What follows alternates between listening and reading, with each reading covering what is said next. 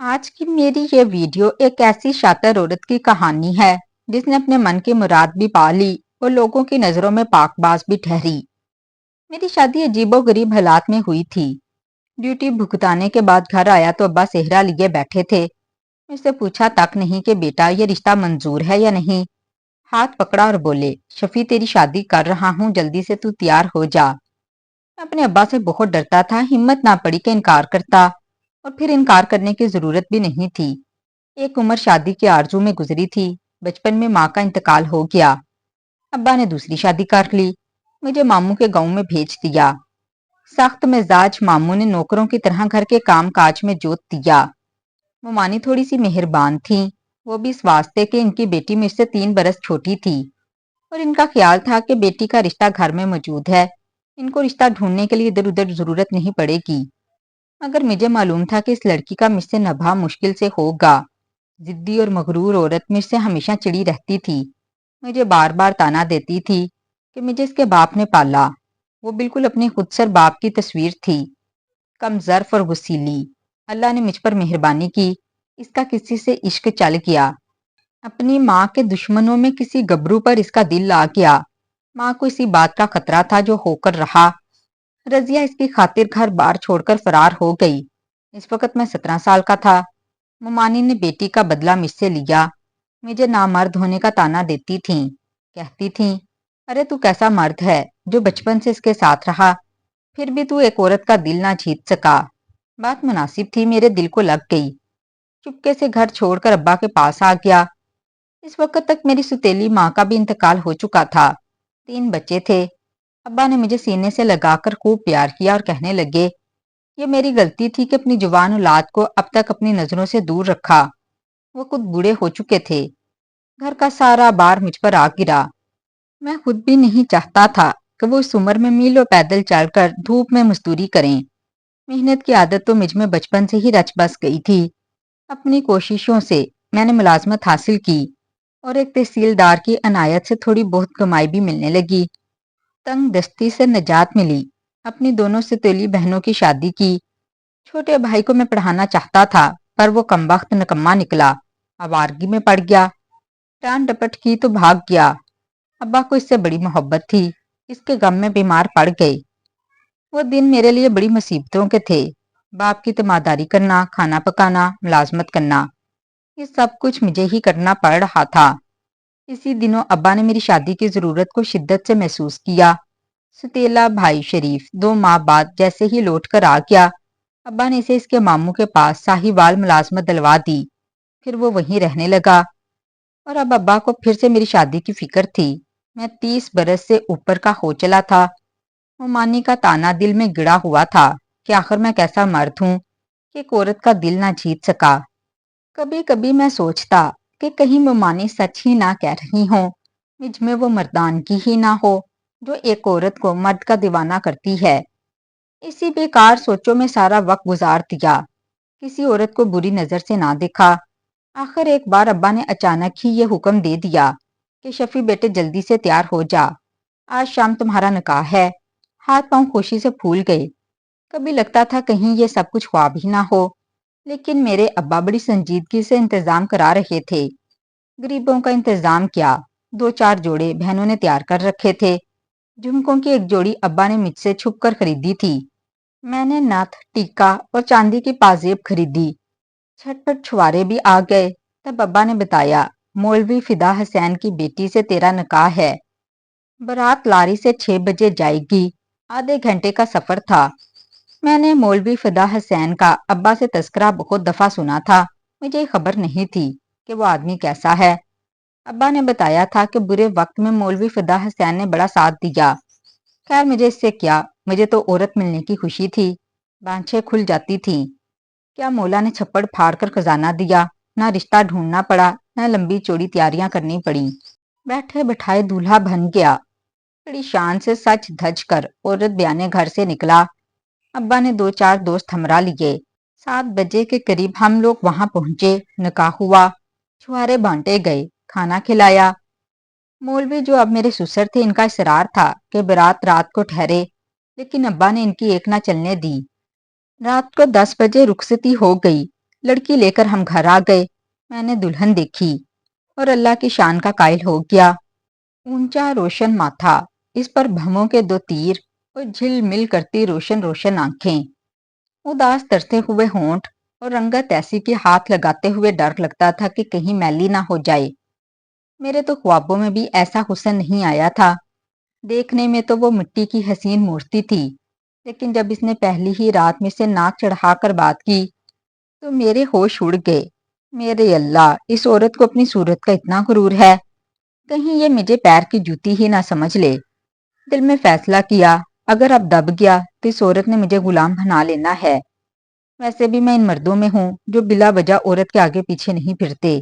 ये तो शरई एतबार से मेरी बीवी थी, इसे सारी उम्र मेरे साथ ही तो रहना था।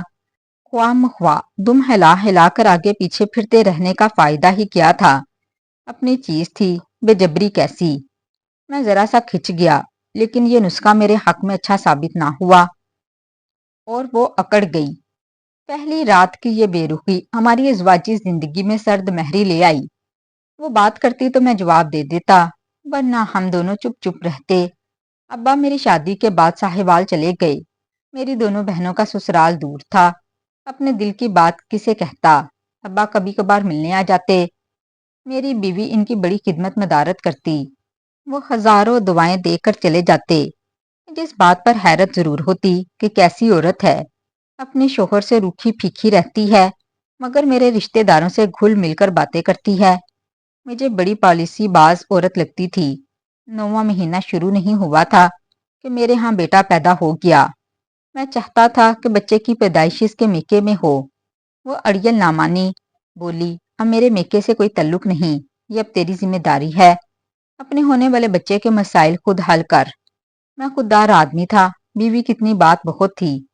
ये ख्याल दिल में जरूर आया, जो औरत अपने माँ बाप से भी मिलना पसंद नहीं करती, इसका दिल अल्लाह ने किस मिट्टी से बनाया है। इसका बाप अपने नवासे को देखने आया तो बड़े सर्द अंदाज से पेश आई। इसने मुझसे गिला किया कि तू रजिया को मेके क्यों नहीं भेजता। मेरे जवाब देने से पहले ही बोल उठी, वहां मेरे लिए रखा ही क्या है जो जाऊं। बाप मुंह उठाकर देखता रह गया, जुबान से कुछ ना बोला। जी बोरत निकली। कमबख्त ना माँ बाप से खुश और ना ही मुझसे मोहब्बत करती, बस खिदमत किए जाती। वक्त गुजरता गया। मेरा बेटा साल भर का हुआ, तब मेरी सास की बीमारी की खबर आई। वो मेरी डांट डपट पर बड़ी मुश्किल से जाने के लिए राजी हुई। मैं इसे मेके छोड़ आया। मेरा ख्याल था वो 15 दिन भी मुश्किल से रहेगी। दूसरे हफ्ते से लेने पहुंचा तो वो बिल्कुल बदल चुकी थी। कहने लगी, सालों बाद आई हूँ, जब तक माँ ठीक ना हो जाए मैं घर वापस नहीं जाऊंगी। मैं इसकी खुशी की खातिर इसे छोड़कर चला गया। वो पूरे 5 महीने मेके में रही। पहले माँ की बीमारी के बहाने, फिर अपनी तबीयत खराब होने के बहाने। मैं तन्हा रह रह कर उकता गया था। ससुर से हाथ जोड़े कि खुदा के वास्ते मुझ पर रहम करो। पर खैर, बड़े झगड़ों के बाद वो आने पर राजी हुई। चंद माह रही, फिर मेके जाने की तैयारियां करने लगी। मुझे इस तब्दीली पर खासी हैरत हुई। पहले तो वो कभी मेके जाने पर रजामंद ही नहीं होती थी, और अब ये हाल है कि माँ बाप की मोहब्बत उमड़ कर आने लगी थी। मैंने ये पॉलिसी बना ली थी कि जिस बात पर तू खुश मैं भी राजी। वो जितनी हसीन थी, काश वो इतनी फर्मा बरदार भी होती। इसे तो जैसे मेरी परवाह ही नहीं थी। इसकी अपनी मर्जी में जो आता कर गुजरती। मैं सोचता ही रह जाता कि इसे मना कैसे करूं। इसी सोच में 5 साल गुजर गए। मेरे 2 बेटे हो गए और अचानक ही कुछ ऐसे हालात हुए कि मेरे चचा, जो पहले अब्बा से नाराज थे, हमारे घर आने जाने लगे। अब्बा से माफी मांग ली। पहले वो सरगोदा में रहते थे, वहां का कारोबार मंदा होने लगा तो डेरा गाजी खान आ गए। इनकी एक बेटी सफरा कोई 13-14 बरस की थी। एक रोज चचा ने मेरी बीवी के सामने कह दिया कि सफरा की माँ की ख्वाहिश थी कि इसकी बेटी का ब्याह शफी से होता। मेरी बीवी हंसने लगी और बोली, तो क्या हुआ चचा, अब भी क्या गया है, शफी से कहकर दूसरा ब्याह करा दे। चचा घबरा सा गया, कहने लगा, नहीं बेटी, ये तो शफी के ब्याह से बहुत पहले की बात है। मैंने तो ऐसे ही तुझसे मजाक में कह दी है, अब इसका घर सलामत रहे। ऐसी बात तूने सोची भी कैसे। रजिया मुझसे बोली, क्यों शफी दूसरा ब्याह करेगा। मुझे गुस्सा आ गया, इसे झाड़ पलाकर बाहर चला आया। کہ کیسی کمینی عورت ہے، نہ وقت دیکھتی ہے نہ رشتہ، اس ذرا سی بچی کے سامنے بکواس کرنے بیٹھ گئی۔ اس کے بعد میری چچا کی بیٹی سفرا کا مجھے دیکھنے کا انداز ہی بدل گیا۔ جب آتی مجھ سے نظریں چراتی پھرتی، بات کرتے ہوئے جھجکتی اور میری بیوی سے چھیڑنے سے باز نہ آتی۔ ارے یہ کوئی اچھی بات تو تھی نہیں۔ میں نے تنہائی میں رضیہ کو غصے سے سمجھایا، ارے نیک بخت، سفرا کی عمر کم ہے، اس کے دل میں غلط خیالات بیٹھ گئے تو اس بیچاری کی زندگی خراب ہو جائے گی۔ رضیہ کھلکھلا کر ہنس پڑی، مجھ سے کہتی، تو کون سی آفت آ جائے گی، کر لینا بیاہ اس سے، تیرے چچا کے سر سے ایک بوجھ اتر جائے گا۔ پہلے تو یہ بات وہ ہنسی ہنسی میں کہتی تھی، پھر رفتہ رفتہ سنجیدہ ہونے لگی۔ ایک روز بولی، شفیع، میں تو سفرا سے مذاق کیا کرتی تھی، پر وہ تو اب سچ مچ تجھ پر مرنے لگی ہے۔ کل رو رہی تھی، میرے پاؤں پکڑ کر بولی، اماں مجھے اس گھر میں تو رکھ لینا۔ میں رضیہ کی بات سن کر سناٹے میں آ گیا۔ پھر وہ کہنے لگی، شفیع، میں نے ہی مذاق کیا تھا اور اب مجھے ہی بھگتنا پڑے گا، تو دوسرا بیاہ کر لے، ورنہ اس کا خون میرے سر پر ہو جائے گا۔ میں بولا، ارے کمبخت عورت، تو عورت ہے یا جانور؟ تجھے اس بات کا خیال نہیں کہ دوسرا بیاہ کر کے میں تجھ سے بدل جاؤں گا؟ تو وہ کہنے لگی، سب اپنی اپنی قسمت کے سکھ دکھ پاتے ہیں، میری قسمت میں اگر دکھ لکھا ہے تو چاہے دوسرا بیاہ کرے نہ کرے، مجھے کسی نہ کسی بہانے دکھ مل ہی جائے گا۔ لیکن شفیع، مجھ سے سفرا کے آنسو نہیں دیکھے جاتے۔ قسم کھا رہی تھی، اگر شفیع سے میرا بیاہ نہ ہوا تو زہر پھانک لوں گی، اگر وہ مر گئی تو پھر بتانا شفیع، قیامت کے دن اسے کیا منہ دکھاؤں گی؟ جب میں خوشی سے تجھے اجازت دے رہی ہوں تو پھر تجھے کیا اعتراض ہے؟ اب بتا، دنیا کا وہ کون سا مرد ہوگا جو یہ سن کر دیوانہ نہ ہو جائے کہ ایک عورت اس کی خاطر جان دینے پر تل گئی ہے، اور اس کی اپنی پہلی بیوی کہے کہ جا تجھے اجازت ہے تو اس سے شادی کر لے۔ بہرحال اب جو ہونا تھا وہ ہو چکا۔ سفرا بیمار پڑ گئی۔ میرے چچا نے ڈرتے ڈرتے مجھ سے بات کی کہ اگر سفرا کا کہیں ٹھکانہ ہو جائے تو اس کے سر سے بوجھ اتر جائے گا۔ چچا کا اشارہ میں سمجھ گیا۔ رضیہ نے ڈھیل ہی اتنی دے رکھی تھی کہ اسے کچھ کہنے کا حوصلہ نہ ہوا۔ میرے چچا نے ابا کو خط لکھ دیا کہ شفیع کو دوسرے بیاہ کی اجازت دے تو یہ میری بیٹی کا ٹکانہ ہو جائے گا۔ ابا آئے۔ اس وقت رضیہ اپنے میکے گئی ہوئی تھی۔ ابا نے مجھ سے بات کی، کہنے لگے، دوسری بیوی تو رکھ سکتا ہے تو کر لے، مجھے کوئی اعتراض نہیں، مگر تو اپنی بیوی رضیہ سے اجازت ضرور لے۔ میں نے ابا کو بتایا کہ ابا، رضیہ تو راضی ہے، وہ تو خود مجھے کہتی ہے کہ تو سفرا سے دوسری شادی کر لے۔ تو پھر ٹھیک ہے بیٹا، تیرا چچا لڑکی کے نام پر 2 مربع زمین بھی کر رہا ہے، تیرا گزارا بھی اچھا ہو جائے گا۔ ابا اجازت دے کر چلا گیا۔ رضیہ آئی، میں نے اسے بات کی، وہ تو بہت خوش ہوئی، کہنے لگی، ارے سفرا کو تو میں سوتن نہیں، اپنی چھوٹی بہن بنا کر رکھوں گی۔ شفیع، تو نے میری بات رکھ لی اور میں اپنا فرض نبھاؤں گی۔ لو جی، 2 مہینے میں رضیہ نے چپکے چپکے گہنے بھی تیار کر دیے، کپڑے بھی بنوا دیے۔ چچا کے سامنے وہ چپ چپ سی رہتی۔ چچا بھی اس سے شرمندہ سا نظر آتا تھا، لیکن میرے سامنے وہ خوب چہکتی کہ سفرا کو اس کمرے میں رکھیں گے، نکاح کے دن یہ کپڑے پہناؤں گی، اس طرح اپنے ہاتھوں سے سجاؤں گی۔ میں تو بہت خوش تھا کہ اللہ نے مجھے ایسی اچھی بیوی دی جو خود اپنے ہاتھوں سے دوسری عورت لا رہی تھی، اپنی سوتن لا رہی تھی۔ اگر رضیہ مجھے ذرا سی بھی محبت دیتی تو میں کبھی دوسرے بیاہ پر رضامند نہ ہوتا۔ سوچتا تھا، ایک لڑکی جو شادی سے پہلے میرے نام پر مر مٹی ہے، بیوی بن گئی تو مجھے جنت کا مزہ چکھا دے گی۔ اسی واسطے میں دوسرے بیاہ پر راضی ہو گیا تھا۔ شادی کی تیاری دھوم دھام سے تو کرنی نہیں تھی، چپکے چپکے برادری والوں سے چھپ کر ساری تیاریاں مکمل کی۔ رضیہ کا کہنا تھا، اس کے میکے والوں کو خبر نہ ہونے پائے، ورنہ وہ سب لاٹھیاں لے کر آ جائیں گے۔ میں نے تھوڑا سا قرض لے کر سارا سامان خریدا، نیا کمرہ ٹھیک ٹھاک کروا لیا کہ دونوں سوتن آرام سے رہیں۔ نکاح کا دن مقرر ہوا۔ پہلے طے تھا کہ بارات میں رضیہ بھی ساتھ جائے گی، پر عین وقت پر وہ انکار کر گئی، کہنے لگی، میں گھر ٹھیک ٹھاک کر کے رکھوں گی، تو چلا جا اور اپنی بیوی لے آ۔ میں چلا گیا۔ نکاح کے دوسرے ہی روز سفرا کو لے کر میں گھر آیا تو سارا محلہ دروازے پر اکٹھا تھا۔ میں ڈر گیا کہ اللہ جانے کیا معاملہ ہے۔ لوگوں نے ہمیں دیکھا تو منہ پھیر پھیر کر چل دیے۔ اندر گیا تو نقشہ ہی عجیب تھا۔ رضیہ نے بال کھول رکھے تھے، گریبان چاک کیے زمین پر بیٹھی واویلا کر رہی تھی۔ کہ ہائے لوگوں میں لٹ گئی، میرا شوہر دوسرا نکاح کرنے گیا ہے اور مجھے مار پیٹ کر گھر میں بند کر گیا، میرا سارا زیور چھین کر لے گیا، ہائے میں لٹ گئی، میں برباد ہو گئی۔ اس کے بین سن سن کر عورتیں رونے لگیں، مرد مجھے گالیاں دے رہے تھے اور میں جو واقعی سفرہ کو بیاہ کر لایا تھا مجرم بن کر رہ گیا۔ حیرت سے میری آنکھیں پھٹی کی پھٹی رہ گئیں کہ اس مکار عورت نے مجھے مجبور کر کے دوسرا بیاہ کروایا، اور اب اسے کیا ہو گیا ہے، یہ مجھے کس طریقے سے ذلیل کر رہی ہے۔ میں آگے بڑھا، مجھے سامنے دیکھ کر وہ اور زور سے چلانے لگی، ہائے لوگوں مجھے بچاؤ، یہ مجھے جان سے مار دے گا، ہائے مجھے بچاؤ، میں مر گئی، میں لٹ گئی، میں برباد ہو گئی۔ عورتیں مجھ سے لپٹ گئیں، کسی نے بال پکڑے تو کسی نے بازو کھینچا، مجھے کمرے میں دھکیل دیا۔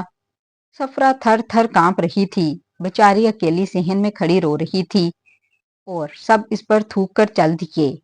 رضیہ بھی اپنی کسی سہیلی کے ساتھ چل دی کہ یہ آدمی مجھے بعد میں مارے گا پیٹے گا۔ بچے دونوں چھوڑ گئی کہ اب خود سنبھالے، میں واپس نہیں آؤں گی، تیری نئی جورو پالے گی انہیں۔ اور پھر ہوا بھی یہی، وہ کمبخت واپس نہیں آئی، اپنے میکے بھی نہیں گئی۔ اب میں آپ کو کیا بتاؤں وہ کہاں گئی، وہ اپنے عاشق کے پاس چلی گئی۔ جی ہاں عاشق، جس پر وہ بچپن سے جان چھڑکتی تھی۔ یہ حالات مجھے بعد میں معلوم ہوئے کہ جان محمد اس کے باپ کے رشتہ داروں میں سے تھا، دونوں کے بچپن سے تعلقات تھے۔ ایک دن رضیہ کی ماں کو پتا چلا کہ اس کو تو حمل ٹھہر گیا ہے۔ ماں نے کوشش کر کے اس کی خلاصی کرا دی اور فوراً شادی طے کر دی اور مجھ بے وقوف آدمی کو پھنسایا۔ میں نے کبھی اس بارے میں پوچھ گچھ بھی نہیں کی اور نہ ہی میں اس ٹائپ کا آدمی تھا جن چکروں میں پڑتا۔ میری سی سادگی سے اس نے فائدہ اٹھایا اور مجھے خوب الو بناتی رہی۔ میکے جانے سے وہ اس لیے کتراتی رہی کہ جان محمد وہاں سے چلا گیا تھا، اسے مولوی صاحب نے مار پیٹ کے نکال دیا تھا۔ پھر جب رضیہ اصرار کرنے پر اپنی ماں کی تیمارداری کے لیے گئی تھی، تب وہاں رضیہ کی جان محمد سے دوبارہ ملاقات ہوئی اور اس طرح رضیہ کا میکے آنا جانا شروع ہو گیا۔ مجھ سے پیچھا چھڑانے کی اس نے جو تکبیر سوچی وہ بھی خوب تھی۔ پہلے مذاق مذاق میں سفرہ کو میرے قریب کر دیا، ادھر میرے ذہن کو تیار کرتی رہی کہ دوسرا بیاہ کر لوں، اور جب میں راضی ہو گیا تو اپنے ہاتھ سے سارا سامان تیار کروایا۔ لوگوں کو خبر اس لیے نہیں ہونے دی کہ کہیں اس کی اپنی اصلیت نہ کھل جائے اور اس کا ڈرامہ ناکام نہ ہو جائے۔ میں شادی کرنے گیا تب اس نے شور مچا دیا، لوگوں کی ہمدردی بھی اپنی طرف کر لی اور اسکیم بھی پوری ہو گئی۔ اس طرح وہ اپنے ڈرامے میں کامیاب رہی۔ لوگ اب بھی مجھے گالیاں دیتے ہیں اور اس نے جو قدم اٹھایا اس کو اچھا کہتے ہیں کہ ایسے مرد کو ایسی ہی سزا ملنی چاہیے۔ ارے کمبخت عورت نے چال ہی ایسی چلی تھی کہ میں لاکھ صفائی بھی بیان کروں میری کون سنے گا۔ وہ خوبصورت تھی، لوگوں کے سامنے میری خدمت بھی خوب کرتی تھی، اپنی میکے میں بھی شروع میں بہت کم جاتی تھی، میرے رشتہ داروں کی خدمت بھی کرتی تھی۔ یہاں کے لوگ اسے بڑی نیک خدمت گزار عورت سمجھتے تھے، لیکن حقیقت اس کی کیا تھی یہ یا تو اس کے گھر والے جانتے تھے یا میں جانتا ہوں۔ میرے سسر نے مجھ سے بہت بار معافی مانگی کہ یہ ہماری غلطی تھی، رضیہ کو حمل ٹھہر گیا تھا، بدنامی سے بچنے کے لیے ہم نے اس کا نکاح تیرے ساتھ کر دیا۔ اب مجھے پتا چلا کہ میرا پہلا بچہ میرا نہیں تھا، دوسرے کا بھی مجھے کوئی بھروسہ نہیں۔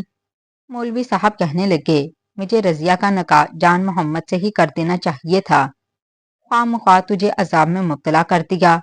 خیر اب جو ہوا اس کی معافی دے کر تو رضیہ کو تو طلاق دے دے۔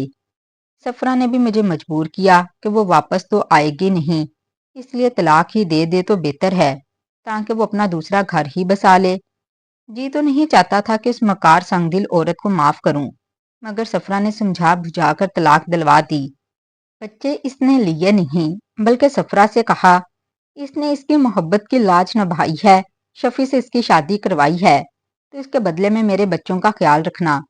یہ معلوم ہونے کے باوجود کہ بچہ میرا نہیں تھا، میں پھر بھی اسے اپنا ہی بچہ سمجھتا ہوں۔ وہ اپنے جس عاشق کے پاس گئی اس نے بھی بچے رکھنے سے انکار کر دیا، لہٰذا سفرہ نیک عورت تھی، اس نے بچوں کو پیار سے رکھا۔ پھر وہاں رضیہ نے جان محمد سے نکاح پڑھوا لیا۔ کبھی خیال آتا ہے تو عقل حیران ہونے لگتی ہے کہ کیسی چال باز عورت تھی، اپنے من کی مراد بھی پائی اور زمانے کے تانوں سے بھی بچ گئی۔ خیر جہاں رہے خوش رہے، اب مجھے اس سے کیا لینا دینا۔ سفرہ نے مجھے بھی بے انتہا محبت دی، وہ میری خدمت گزار اور فرما بردار بیوی ہے، میں اس سے بہت خوش ہوں۔ میں شریف آدمی تھا، اچھا ہوا کہ اللہ تعالیٰ نے ایسی چلاک عورت سے میری خود ہی جان چھڑوا لی۔ تو ناظرین، کیسی لگی آج کی کہانی؟ کہانی پسند آئی ہو تو ویڈیو کو لائک اور چینل کو سبسکرائب لازمی کر دیجیے گا۔